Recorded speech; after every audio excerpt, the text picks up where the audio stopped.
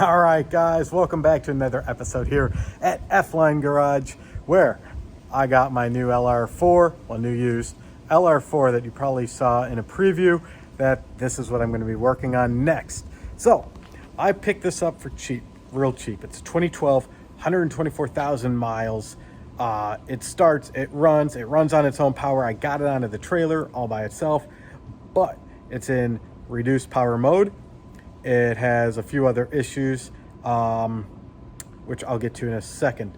But my goal here is to fix this thing up and either keep it, because, you know, it's awesome, or to sell it for a good profit. I got it so cheap that I have a lot of room to make some improvements on this. It does have some rust underneath. It came from Ohio, but it's been in Florida for a little bit here. With that said, let's go over what's wrong with it. So first off, I think it needs timing chains. I'll show you why I think it needs that. It's in reduced power mode. It has a parking brake that doesn't seem to release, or parking brake error. It has suspension fault. It has power steering that I can't get to really work, so I'm really muscling with it. I haven't even really truly gone through this car yet. I picked it up for timing chains, and I'm going to address everything else as I'm tearing it down. So this is going to be a multi-step, multi-part series of my journey of fixing this thing up. I love Range Rover. They're not the most reliable, but I feel like they drive really well, they ride really well, and everything else. I love the seating position, everything else. So this has the 5.0 liter in it, non-supercharged, and the guy before me did do the airbag compressor and an airbag. It's still sitting low. I don't know what's up. It's been sitting for about 3 months. I picked it up a while ago. I've been dealing with everything else, kind of like I alluded to. Life's been crazy, but it started right out. No hesitation, nothing. So everything's good. But let me go show you what I got here.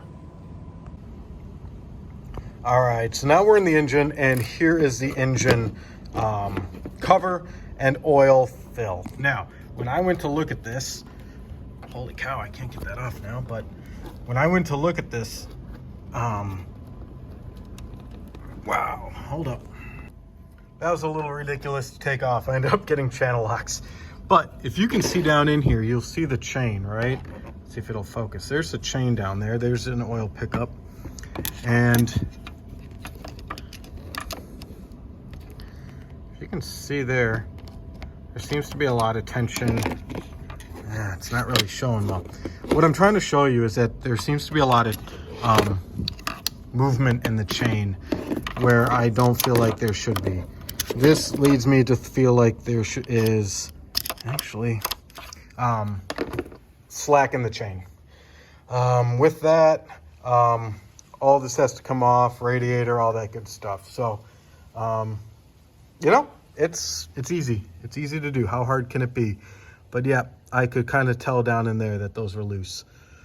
Let's move on inside. All right, first thing here is this is bad. I know I can get a whole new door card, so that won't be a problem. Inside looks actually relatively good. I'm sorry, 121,000 miles. Everything boots up. Let me turn the AC off.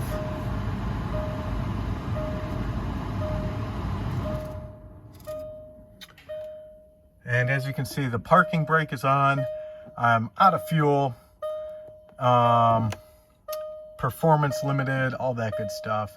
And suspension faults. So this doesn't seem to work. I don't know if it's a fuse. I don't know. I got a lot to do. But this is the new project. Wanted to give you guys a quick sneak peek before I kind of dig into it. So here's a sneak peek. And stay tuned for parts 1, 2, 3, 4, and however many it's going to take before I get this thing back on the road. But I'm excited. Love Range Rover. And it's even got the third row seat. It's got everything. So really excited.